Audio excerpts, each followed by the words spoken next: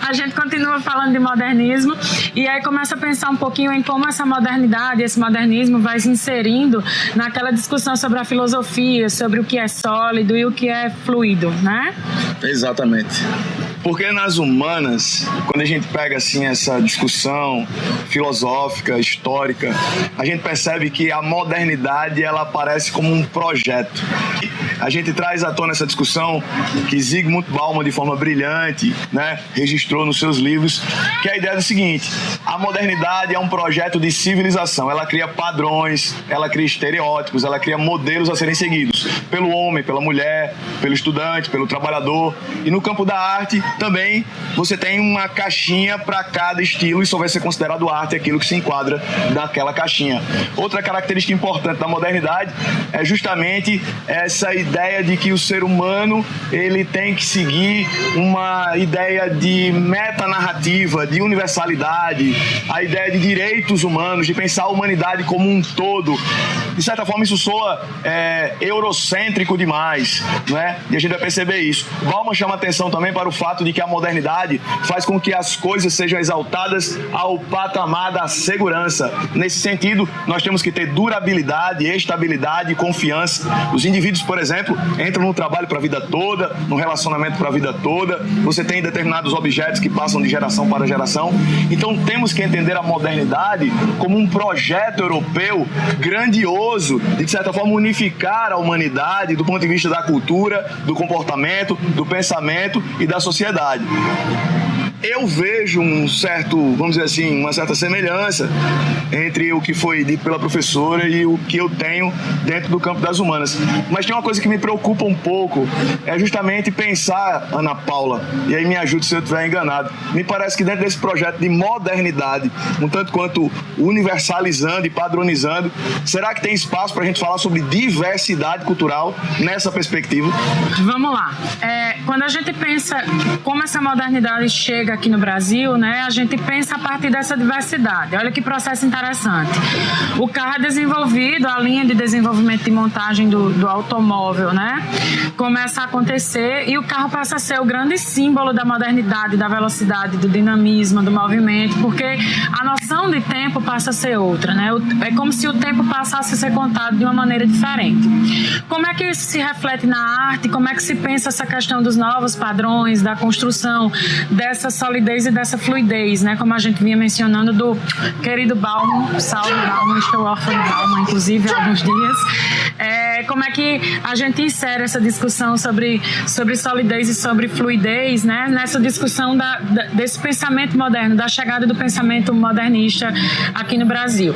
A gente tem uma figura importantíssima, que é a Tarsila do Amaral, que tem a educação bancada pelo pai em São Paulo durante algum tempo. Depois o pai manda a Tarsila para Paris para estudar, num movimento totalmente atípico para a mulher brasileira, isso não era comum. Tarsila serve de ponte por algum tempo para que essas influências cheguem ao Brasil. Lá na Europa surgiam vanguardas europeias, diversas vanguardas. Aqui no Brasil a gente estuda apenas 5 dessas vanguardas, mas lá na Europa são dezenas de vanguardas que acabam promovendo uma nova forma de pensar a arte e de refletir a sociedade. Então, essa sociedade ela começa a ser reconstruída nessas telas, né? Mais do que reproduzida, ela passa a ser reconstruída. Nesse sentido, os artistas como Picasso, com o cubismo, né, com Dalí, com o surrealismo, eles começam a promover novas formas de produção artística.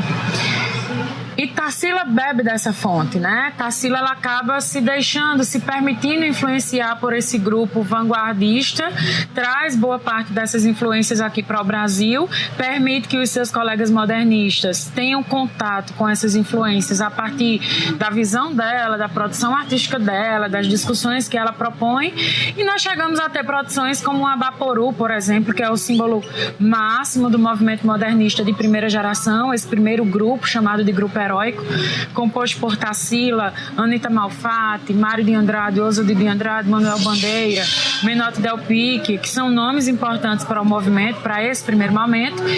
E esses colegas se permitem, se deixam influenciar e produzem a Semana de Arte Moderna, inclusive, né, a partir desses novos olhares, desse olhar sobre a diversidade, né? O que é novo, o que é inovador, o que passa a ser diverso, o que foge de um padrão, o que é contestatório. E aí eles passam a contestar movimentos como o parnasianismo, que partiam de uma tradicionalidade, que partiam da forma fixa, como o soneto. Então eles propõem uma linguagem mais leve, mais solta, o verso livre, o verso branco, uma linguagem mais aproximada do que o homem utiliza no dia a dia, né? A gente passa a enxergar um Brasil, Márcio, que até então não existia, né? O Brasil do Norte, o Brasil do Nordeste. Manuel Bandeira é uma voz que vem de Recife, né? Vai, na verdade, de Recife para São Paulo e que consegue dar uma outra cara, né? Também com poemas como Os Sapos, Evocação ao Recife, que acaba dando um contorno mais diverso a essa literatura. A gente passa a ter nomes de mulheres, isso era inexistente na nossa literatura, né?